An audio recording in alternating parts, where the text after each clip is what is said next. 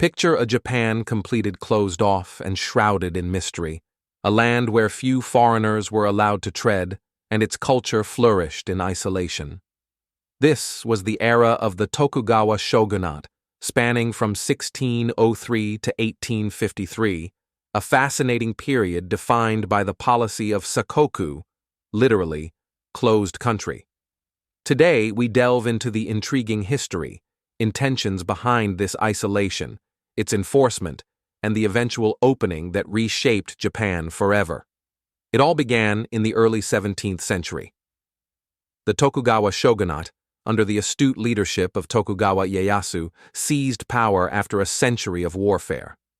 Ieyasu sought not only to unify Japan, but also to solidify his family's control for generations. However, international dynamics posed potential threats. The Age of Discovery saw European influence and colonization spreading across Asia, and Christianity made stealthy inroads into Japanese society. For the Tokugawa, once powerful feudal lords known as daimyos, these developments kindled fears of cultural erosion and insurrection. In 1635, the shogunate decisively enacted the Sakoku policy, a strict isolationist edict. Foreign trade was confined to the Nagasaki Dejima island, open only to Dutch and Chinese traders, with their presence strictly monitored. Japanese citizens faced severe penalties, including death if caught trying to leave the country without permission, effectively cementing Japan's seclusion. This strict ban stemmed from intense skepticism towards Western intentions, exacerbated by events like the Shimabara Rebellion in 1637 to 1638, largely blamed on Christian converts. The shogunate perceived external ideologies as potential catalysts for dissent, thus throttling communication with the outside world became vital for national stability. But how rigorously was this policy enforced? Indeed, Sakoku was notorious for its uncompromising rigidity. Detailed entry and exit records were meticulously kept, while foreign literature was banned, save for controlled introduction to Dutch medical texts and books which helped spark Rangaku, or Dutch learning. The few Japanese who managed to venture abroad and return were interrogated, their stories scrutinized for any whispers of sedition. For 2.5 centuries, Japan engaged in a balancing act, restricting foreign influence while nurturing internal arts, crafts, agricultural advancements, and educational pursuits.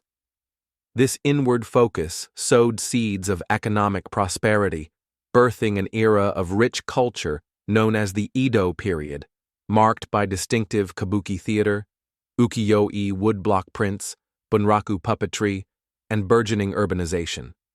However, as other nations rapidly advanced through industrialization, the Sakoku policy gradually revealed its flaws. Limited access to technological innovations left Japan underprepared when American Commodore Perry arrived in 1853 with his black ships, demanding Japan's ports be opened to international trade. The reality of Western military superiority was stark, and the pressure to engage with the broader world became irresistible. Thus, in 1854, Japan ended its isolation policy through the Kanagawa Treaty, marking the dawn of the Meiji Restoration.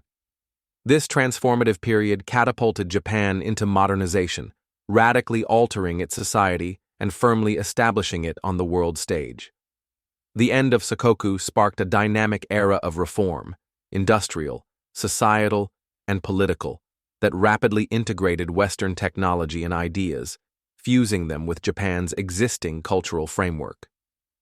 Reflecting on Sakoku's impact, one can see its role in preserving Japan's cultural identity, providing a blank canvas on which it painted its unique hybrid of heritage and future aspirations. As Japan opened its doors, it embraced change while holding on to its past, asserting an enduring influence on global culture and economy.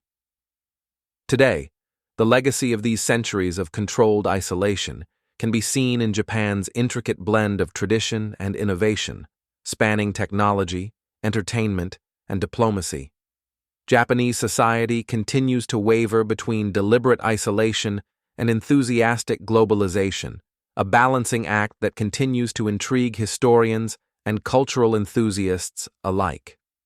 The story of Sakoku speaks to the broader contemporary issue of cultures having to choose between self-preservation and engagement with the modern world, an enduring lesson in navigating the currents of change that resonates far beyond the shores of Japan. Thank you for joining us on this journey through time. If you enjoyed this exploration of the Tokugawa shogunate's Sakoku policy, don't forget to like and subscribe for more fascinating historical narratives.